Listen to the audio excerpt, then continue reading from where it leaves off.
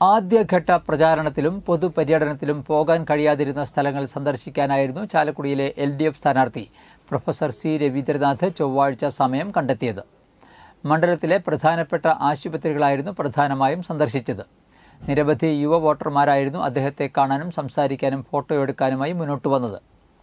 കണ്ടംകുളത്തി വൈദ്യശാല, കൊടകര ശാന്തി ആശുപത്രി, Chalakudy saint James ആശുപത്രി, അപ്പോളോ അഡ്ലക്സ് ആശുപത്രി, രാജഗിരി ആശുപത്രി, ആലുവയിലെ ജില്ലാ ആശുപത്രി എന്നിവിടങ്ങളിൽ സന്ദർശനം നടത്തിയ രവീന്ദ്രനാഥ് ആശുപത്രി അധികൃതരുമായി ആരോഗ്യമേഖലയുമായി ബന്ധപ്പെട്ട് മണ്ഡലത്തിൽ കൊണ്ടുവരാൻ ഉദ്ദേശിക്കുന്ന കാര്യങ്ങളെക്കുറിച്ച് ചർച്ച നടത്തി. ചൊവ്വാഴ്ച രാവിലെ കൊടുങ്ങല്ലൂർ ഭഗവതി ക്ഷേത്രത്തിൽ നിന്നായിരുന്നു പ്രചരണം ആരംഭിച്ചത്. ക്ഷേത്രത്തിൽ ആരാധനയ്ക്കെത്തിയവരെ നേരിൽ കണ്ട് പിന്തുണ ഉറപ്പാക്കി. തുടർന്ന് കൊടുങ്ങല്ലൂർ കോവിലകത്ത് കുന്നിലെത്തിയ സ്ഥാനാർത്ഥി പ്രദേശത്തെ വോട്ടർമാരുമായി സംവദിക്കുകയും വോട്ട് അഭ്യർത്ഥിക്കുകയും ചെയ്തു.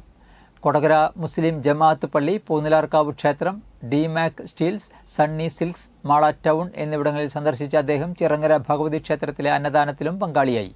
തുടർന്ന് വെട്ടിക്കൽ സെമിനാരിയിലെത്തി യാക്കോബായ സഭ മെത്രാപ്പൊലീത്ത ഡോക്ടർ കുര്യാക്കോസ് മാർ തിയോഫിലോസുമായി കൂടിക്കാഴ്ച നടത്തി.